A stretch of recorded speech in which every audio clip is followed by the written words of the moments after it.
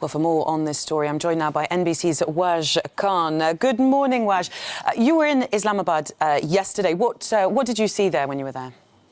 Good morning, Belle. Well, Islamabad was bracing for impact just around the time this judgment was coming through.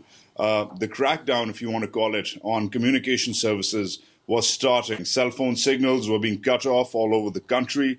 Cordons were being set up on around the major cities. There was increased activity on social media by both the Pakistani left and the Pakistani right. The Pakistani right is very organized. And from mainstream media was given alerts not to cover the protests and not to cover the anti-Asia Bibi component, primarily conservative factions of Pakistan's hardcore religious right, and not to give them any mainstream media coverage. Despite of that, we saw protests erupt all over the country. Down south in Karachi, Pakistan's biggest megacity, cell phone signals were cut off. We saw a protest in Lahore, the political heartland of Pakistan, and up in the north as well. Major arteries and motorways were cut off as well. So all of this unraveled within hours of the judgment yesterday morning. And Waj, what we're seeing here is expose the deep divisions within Pakistan about these blasphemy laws. Do you think there's going to be any change to those laws?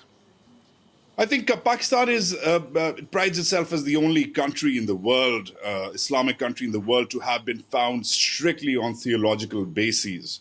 And that's what the Prime Minister, who has been recently elected, Imran Khan, and who's always been the ire of and the target of Pakistan's left, that's what he said yesterday, that we stand for progressive Islamic values, and that though this decision might not make everyone happy, it is a constitutionally sound decision.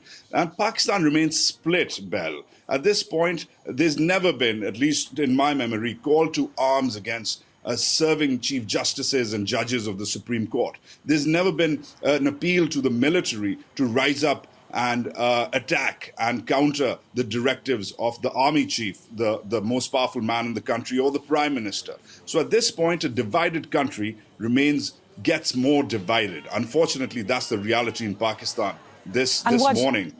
And Waj, very quickly, what about Asia Bibi, the woman at the centre of all this? What now for her? Her location remains unknown. She will be presumably well guarded. Her children will be protected. Her lawyer has spoken up and has already for years now received threats. So it's really going to be, the onus is going to be on the Pakistani state to protect this woman.